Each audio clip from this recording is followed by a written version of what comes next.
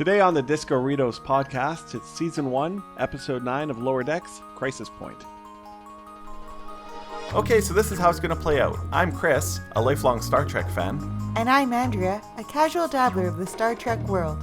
Together we're going to have fun, Watch episodes, and try and become the best Trekkies we can. It's the second last episode of the season. We got one more. Yeah, and you know what? I think this episode was nuts. You know, it was a real cherry on top of the season so far, and boy, was it milking it for all the Pop-Tart. Do you think they still have Pop-Tarts in the future? I don't know. I'm trying to do the food metaphor thing like the therapist. No, I know. How well do you think it's going? I've had butter. But let us get on with the show. Amazing. So this is Episode 9. This is Crisis Point. In this episode, we learn... What do we learn in this episode? What enriches our lives? We learned a lot, but I don't want to get too far ahead of myself, but we learn more about Mariner's intrinsic motivations in this. Intrinsic, internal. You know, we really delved into the, what's that book with all the words? Dictionary. Thesaurus. We delved into the thesaurus with this one. There's a word that I came up with a little bit later, but we'll get I don't to think you invented it. No, I didn't invent it, but I've used it most eloquently. Ooh. Yeah. So are we just going to jump right into it? Superfluous. It might be superfluous. It hasn't happened yet. Oh. And it's not like we know what's going to happen. This isn't like those late night TV shows where they record the monologue after the show. Is it? Which they do. Wait, really? Yeah. Craig Ferguson did it all the time. Oh, but why? I don't know why. It's really interesting. Maybe it's because it amps the crowd up, but he also had a crowd amper-upper before. It was very weird. But like there's some episodes of the Craig Ferguson show where he's like, I apologize in advance if I make fun of Sean Connery or something. Oh. Yeah. I thought he just maybe did it in like rehearsal and knew that it was going to come up. No. They record the monologue after. You're right. Unlike those kind of shows, we have no rehearsal. Yeah, that you don't have to tell people that. It is painfully obvious. And our team of writers. Oh, our team of writers. They clock out at 6.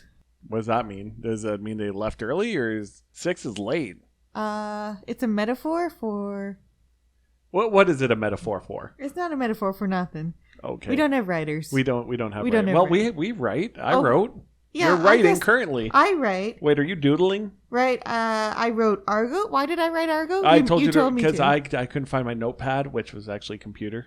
And as the first scene, Mariner is with an Argo, which is, I think we've talked about it before, but the 4-wheeled vehicle from Insurrection, I believe, where we first see it. It's a little ATV, the quad thing. Right, yeah. Right, but that doesn't matter. Let's get into the episode. Are we just going to get into it? Is there anything we need to mention?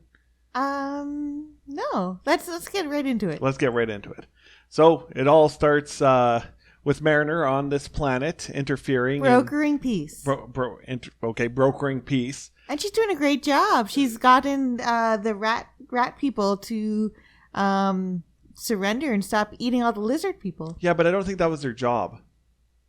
And she broke the Prime Directive by interfering with the development of their society, sort of. Because did they say that the Federation was called to the planet to assist? They had to. They must have been. Mariner can't just be like taking stuff down to the planet by herself. And honestly, if you've got some sort of like captive genocide thing coming on, how can you not interfere?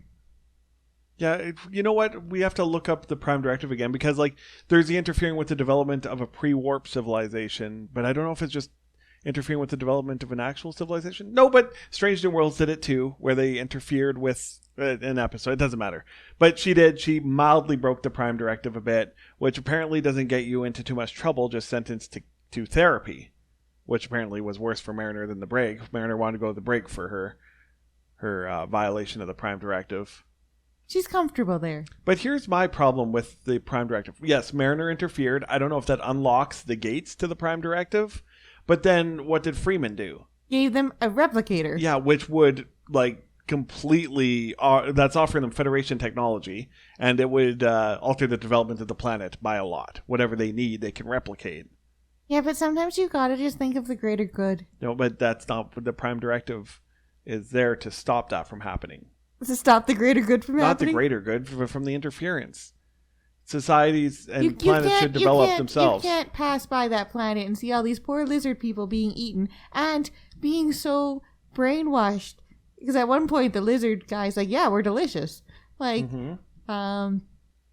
Yeah, but what your problem is like whatever every Starfleet captain has come across one time and why they violate the Prime Directive. And they seem to be okay with it. Maybe they had to go through therapy too. Maybe it's just like, not so much a rule, more like a guideline. It's the directive. Yeah, but it's like an optional directive. No, that's what kept getting all the captains in trouble. But either way, you're not supposed to give a society Federation technology.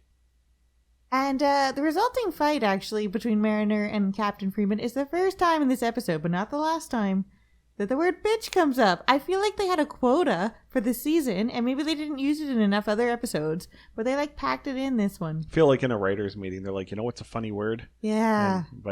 Or, like, they got, like, a directive from the... A Prime Directive? No, just a regular directive.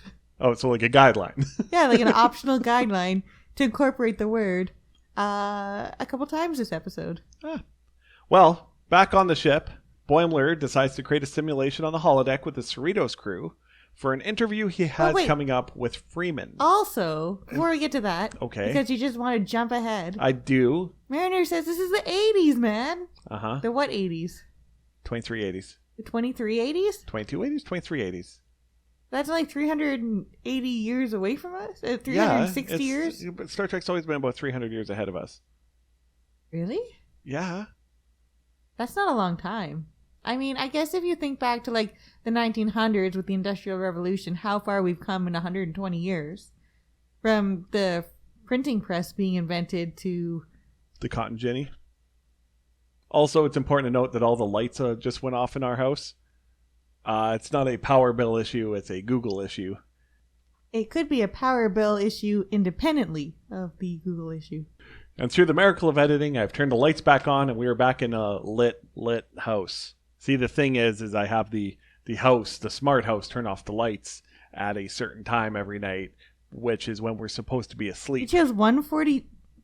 Try again? You chose 1:24 a.m.? I chose 1:25 a.m. Okay, that makes sense. Yeah, you're going off the stove clock, which we manually set. So that's always off like a minute or two.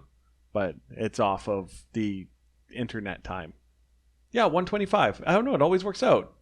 You ever notice it?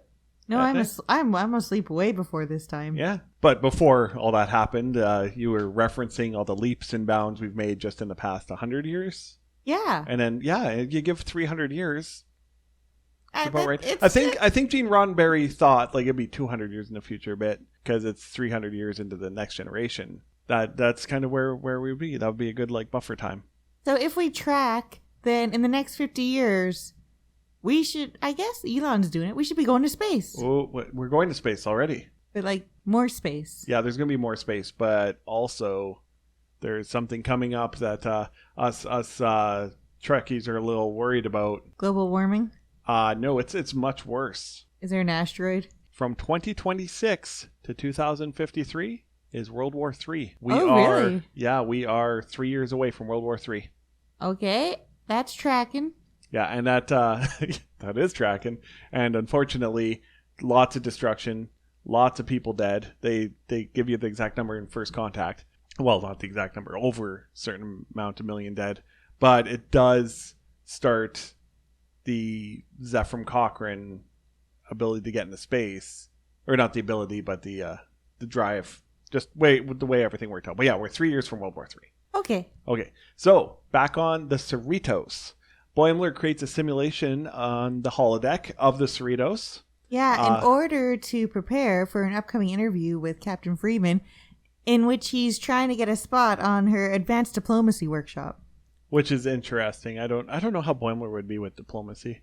I don't think he would be good. I think he would immediately cave to the demands of both sides. Both sides, absolutely. So if he was like with those lizard people and rat people, okay, you can eat them, but also you can't eat them. Well, that's... Or you can eat them, and then he tells the lizard people they're not going to eat you. But anyway, his genius idea is to create the holodeck versions of everybody using their personal logs. How did they get not just personal, private personal logs? They were very descriptive about it. But who cares how he got it? He got them because he needs to know. I don't think he'd be that rule breaker that goes and gets them. He needs to get into this advanced diplomacy workshop. I think maybe they were somehow left lying around. Yeah. Well, Mariner doesn't like this. It seems kind of nerdy. So she immediately turns it into a movie. So she quickly uses some like filler stuff and has the holodeck turn Boimler's simulation of the crew into a movie. In which they're live acting. Is that the future of movies? Yeah. Every holodeck program? Ever? Here, let me just pick one. Let me just pick one out of like Voyager, Janeway. Yeah. When she hangs out with Leonardo da Vinci. Yeah, but that's not a movie. It's kind of like an interactive movie, and they're also. Oh, okay. Someone would have lost their mind if I didn't mention Captain Proton. Captain Proton. You know who Captain Proton is? Yes, you do. I'm not gonna accept that you don't. I don't know. Star Trek Voyager. Okay. Tom Paris. Yep. Harry Kim. Sure. They go into a 1950s-esque sci-fi movie called Captain Proton. Have you? It sounds vaguely familiar. It should be completely familiar because it's one of the 87 episodes where the holodeck fails and they get stuck in there. It's The Adventures of Captain Proton. It was a holo novel. And that's pretty much what they call movies now. But it's a holo novel. Okay. So they're doing a movie. Is it being recorded? Are their no. adventures being recorded? No. I that's never really come up. But no, they're just interacting in a movie. It's like a interactive movie. Okay. That's kind of what the holodeck is. Well, I imagine the holodeck is just like a... you don't think there's a plot. You think it's just like make green grass and... I guess there can be a plot. There like can be more a plot. like a game. Like Yeah. a murder mystery game. It's not a movie. How about the Next Generation, like when Picard goes and it's more like it's more I don't like want a to say the dress name up because I can't remember the experience. last name. Hold on, Valentine. It's always Valentine. In the 1950s, it's always Valentine. Dixon Hill. That's nowhere near Valentine. No, it isn't. But that's not important. But anyway, yeah, no, you can make that's kind of what movies are. Okay. So I just assumed the holodeck was more like an interactive, immersive experience. I didn't see any sort of like movie tie-in. There's no scripts. Or actually, there are scripts. There are. But yeah, because sometimes the characters say the same things when they're glitching. They say it over and over and over again. Yeah, it's AI driven. It's and the way Mariner kind of set it up is it fills in holes and you give it kind of parameters and it fills it for you. We are talking way too much about how to make a movie on the holodeck, but maybe it's interesting. Who knows? But yeah, this is the situation. So Mariner immediately makes it into a movie. The intro to the movie is heavily based on the Wrath of Khan's intro, up to the music to the original fanfare where it was building to, and I'm like, oh, this is going to be it. It's going to get you. And then they change it to the lower decks, kind of higher pitched, non-fanfare. And it hurt a little, but because you hear it and you want to hear I don't want to even hum it because it's not important. But the Wrath of Khan fanfare is really good. They were dodging the names as they come swooshing in, which is pretty funny. Was it? No. So they end up on, I think they're called hydroscoops, which are Sea-Doos. They're Sea-Doos. Wait, that's a brand name. What are Sea-Doos? Motorized watercrafts? Motorized individual watercrafts? I don't know. They're on hydroscoops for a mission, which turns out it's more of a vacation. Boimler shows up and he's not well greeted. Don't think he was supposed to be on the hydroscoop vacation. They literally said that. You're not supposed to be here. Who gave you your hydroscoop?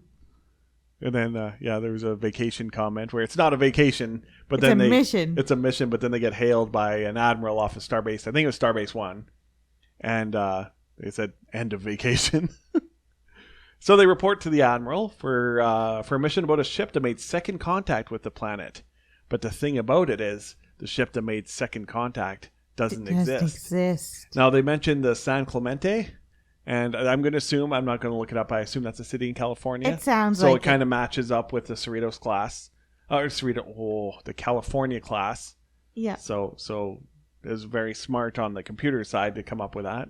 Maybe. I don't know. Maybe it was dumb on the computer side. So then, for some reason, they beamed onto Starbase 1 to talk to the admiral, and then they got on the shuttlecraft to go see the Cerritos. And this is a huge homage versus parody versus commentary on the establishing shots they do on lots of the first parts of the movies where you see the ship for the first time, especially the motion picture, and it's just this like slow drive by of the Cerritos, and then there's like multiple angles, and then you realize like we've been doing it way too long. It was like, it felt like 6 minutes of like I literally wrote, am I supposed to be like oohing?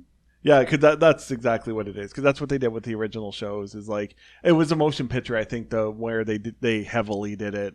And then from the Cerritos, they show a top down shot, then a bottom up shot, then a top down shot, and then a side shot. And that's all it is. Is just like a take it all in moment. And they have it a few times throughout the movies. So that's what you're supposed to be feeling. Is like this is taking a long time. But, and I did feel that. But mission accomplished. Also, like the builders of the ships, you know. That's their moment to shine. So it was a ship glamour shot that goes on way too long. So they get on the old Cerritos. Let me know if you want to stop me anywhere here. But they get on the Cerritos and they're off to the mission. So they get to the planet. Did you write down the planet's name? No, I didn't. But it was... I don't think it was important. I don't think it was a reference. No. I think it had something to do with Vindicta, who we find out. It was like an auto-generated name, I think. I think the computer auto-generated. But... So they start orbiting the planet, where Mariner, of course, is the enemy immediately, and she's really into the role. And she's sort of assigned Tendi to be a Orion space pirate. Because of all the evilness that Orions are. And this is the first time where we see, maybe it isn't. Let me know if it wasn't, because I've seen the future episodes, I might be confusing them. But this is the first one where Tendi seems a little sensitive to her Orion ethnicity. I think it's the first time that I've really seen or noticed it. That'll come in more because Orions are naturally known as, if I thought of Orions before Lower Decks, they were space pirates, and they were also in the slave trade. But they haven't pirated in the last 5 years. Is that what she said? All the Orions? Yep. Okay. All right. I'll take your word for it. So Mariner. And then there's also Rutherford is there. But there's also Shembo. Shimbo. We'll get to Shimbo. Shimbo was supposed to be Boimler, but Boimler is Boimler in his own thing. So the Shembo? Shimbo. It might be Shinbone. It doesn't matter because Mariner kills him pretty immediately. Quick. And he was a little bit of a less intelligent version of Boimler, but also less of a kiss ass. He brought Mariner T. That's true. What was Mariner's evil name? Vindicta. He brought Vindicta tea. Which wasn't good. So she spit it up on him. That's what got him killed. Yeah. Yeah. That could be a lesson for Boimler. Yeah. Right there. All the questions he's asking this whole episode. He should be like, maybe he shouldn't be like... You should stay away from drinks and food because later on too, he brings the captain. I was thinking more of like, stop being such a... Kiss ass. But yeah, also stay away from food. And drinks. Yeah. So Vindicta hails the Cerritos, and as she's saying all the funny things, I think also during that it turns out it's a recording, and it's not her live because they're already infiltrating the ship. But Mariner, as Vindicta, exclaims, "Our revels now have ended," and Ransom asks if she's quoting Tempest from Shakespeare, The Tempest, sorry, which she was, and that's the whole thing is based on General Chang's excessive use of proclivity of Shakespeare in the Undiscovered Country. He said that specific quote. I think he was fighting. That was right around the peace meeting on Kronos. Wait, no, it wasn't at Kronos. I'll think of where they had the peace meeting later. I'm sorry, everybody. That's not. It might be on Kronos, but whatever. That comes up, and it's just General Chang's yelling Shakespeare at them through the intercom the whole time, to which one of my favorite lines from Star Trek came up was Dr. McCoy saying, "I'd give real money if he'd shut up." And then one of my favorite lines of this episode is as Vindicta and her crew are sneaking aboard and they get into a little bit of a phaser fight with the Cerritos crew.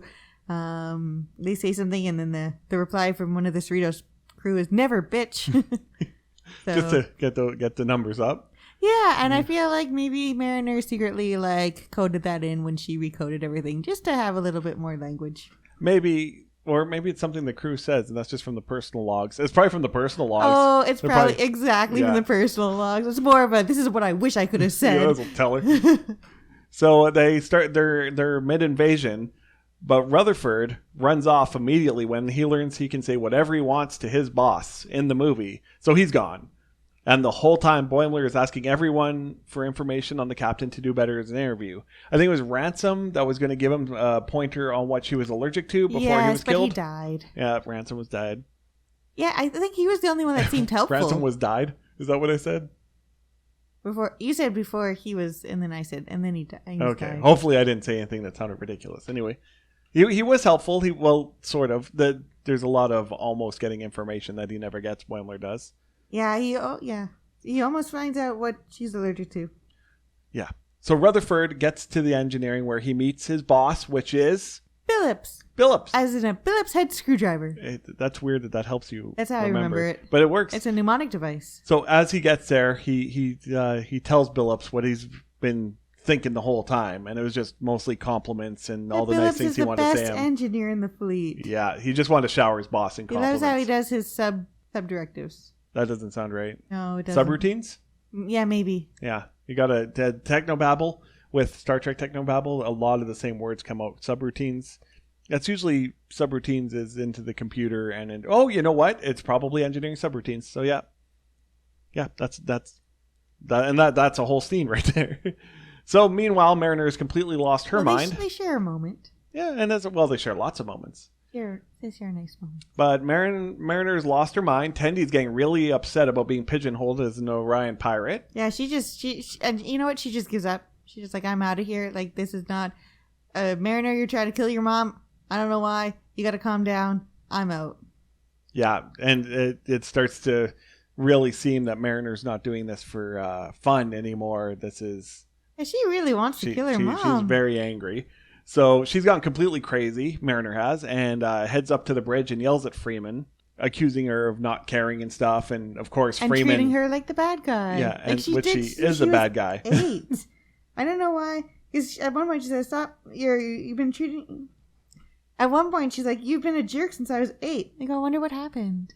Was that just when Freeman starts She's probably just an overbearing... Yeah, that's probably it.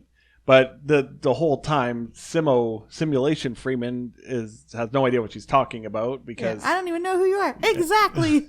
So naturally, Mariner, or Vindicta, I think that's more Mariner at this point, decides, or already planned to, overload the warp core on her ship, on the pirate ship, and it sends the Cerritos to crash land on a planet.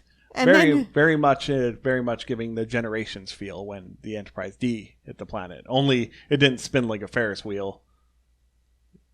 But although they could have probably done that. You should have saw, they have a picture, and I'll try and put it up when we air this episode. Ooh, air this episode sounds fancy. When we air it, I'll get a picture. They have a old shot of how they filmed the Generations, the saucer section crash, and that thing is about the size of our living room. And it's massive. Wow. And they had a camera panning with it. That shot was one of the best ones in Star Trek. Anyway, Sorry, you were going to say something before I went off? Well, that's when we get the wonderful warning from the ship that the ship has crashed. It was very helpful information. Yeah. But it's like, thanks, OnStar. No, ship. but sort of. But not really. Let's say you're on an interior... The whole time, you don't know what's going on. You're in an interior cabin sleeping or something. All of a sudden, there's shaking, banging, and you fall over. You don't know what's happened. It was helpful to that person. They have no idea what happened. Yeah, but they didn't say why or how. Just the computer didn't know that. And the ship was correct. You tell me right now that ship did not crash. It did. Yeah. Good computer. But I think it'd be helpful. It could.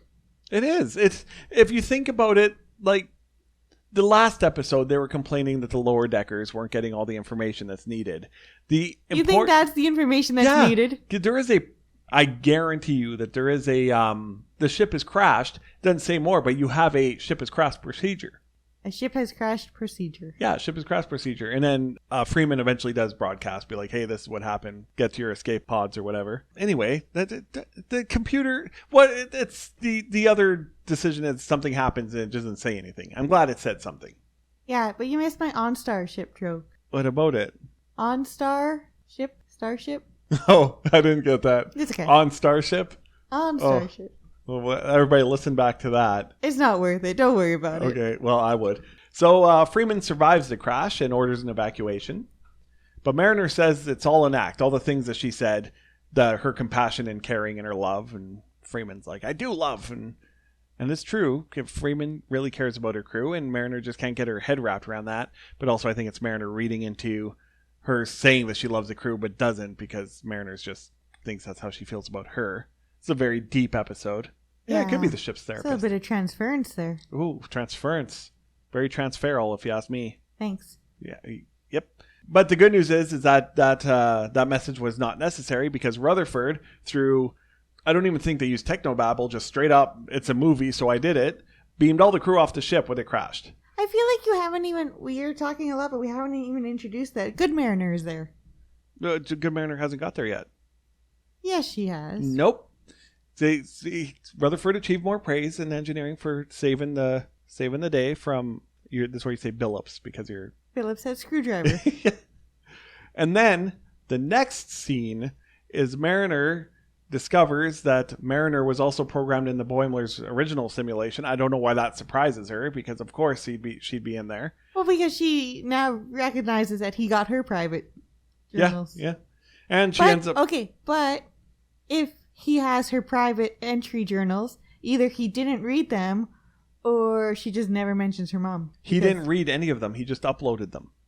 Oh, okay. That's a lot of information. He just uploaded it to the computer. So that would be a gray area on whether or not to use it. I mean, I'm saying this because I've never programmed a holodeck or whatever. They uploaded the information for the computer to use pieces of it as it's being generated with that factual information from their logs. It doesn't read everything and just play it out as the logs played out. It's just taking the computer's algorithm is finding pieces in the logs how they would react in the situation. So that's what's happening, obviously.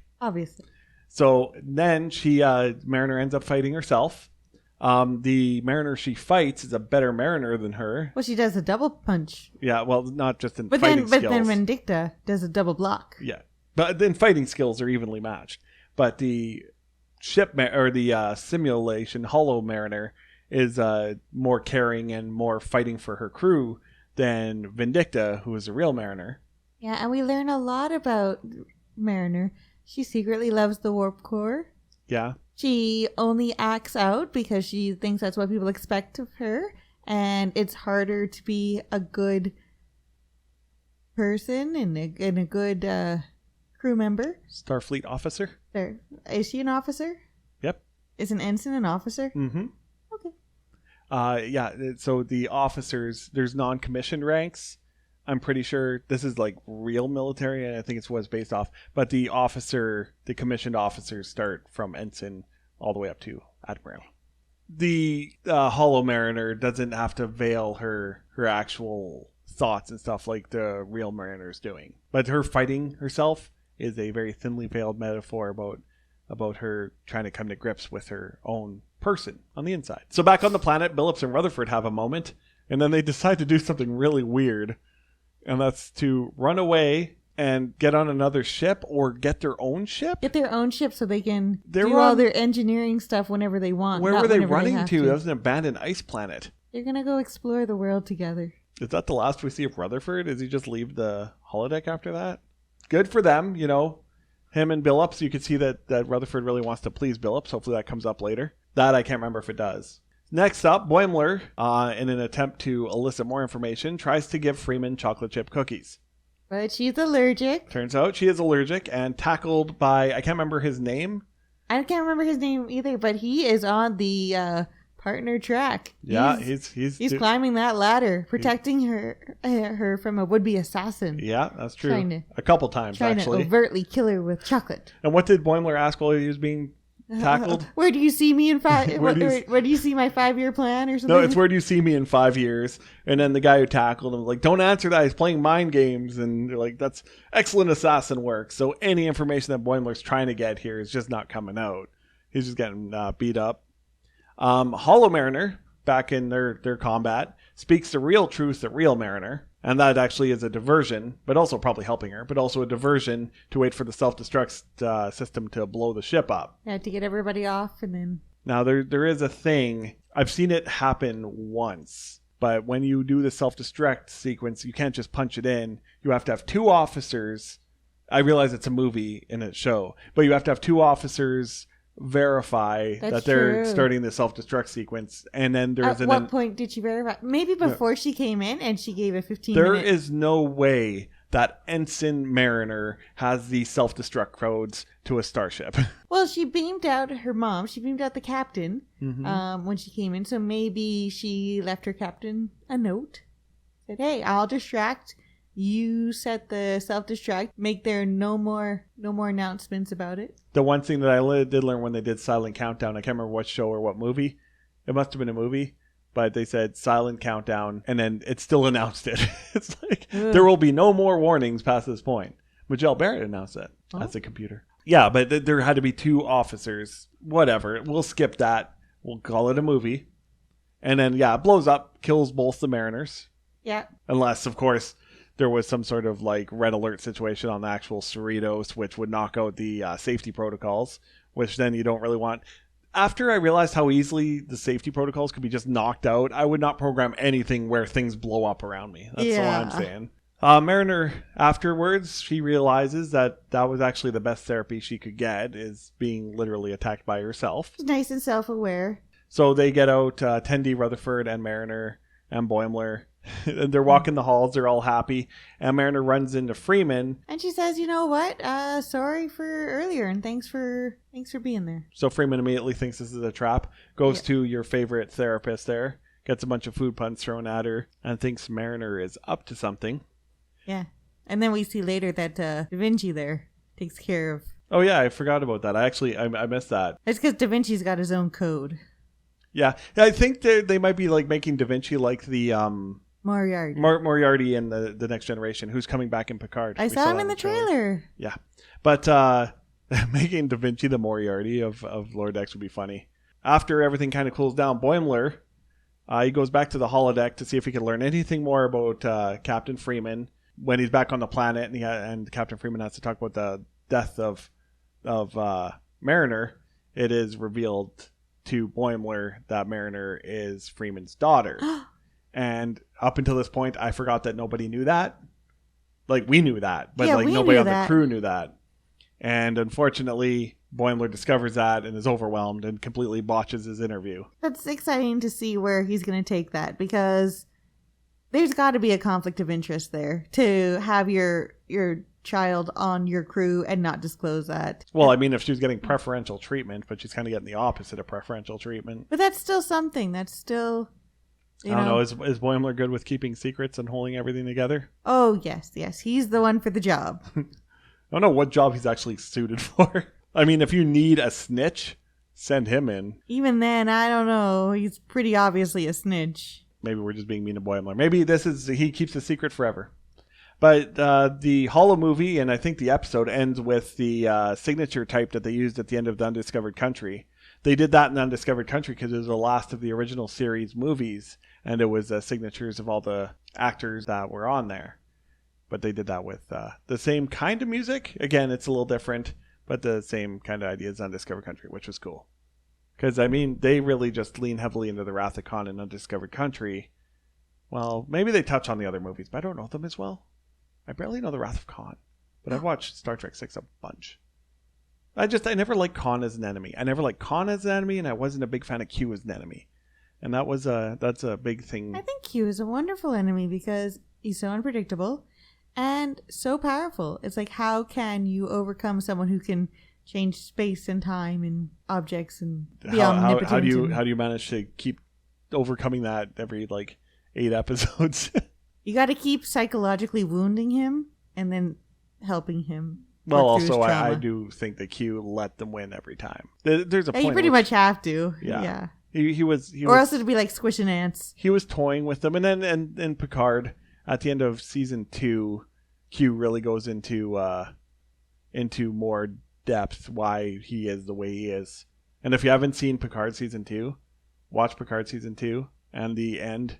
I won't say anything too much about it, but Q talks to Picard, and it is a feelings moment. Tearjerker. It gets you, and it like brings together the whole 7 seasons of The Next Generation and the movie. Well, not the movies, because he was never in any of the movies. But yeah, that's the end of episode 9. Did you like the movie aspect of it? Yeah. I liked the movie aspect because it was a nice way of just getting out of reality, getting to see the characters' true internal motivations, what they would do if they could do anything.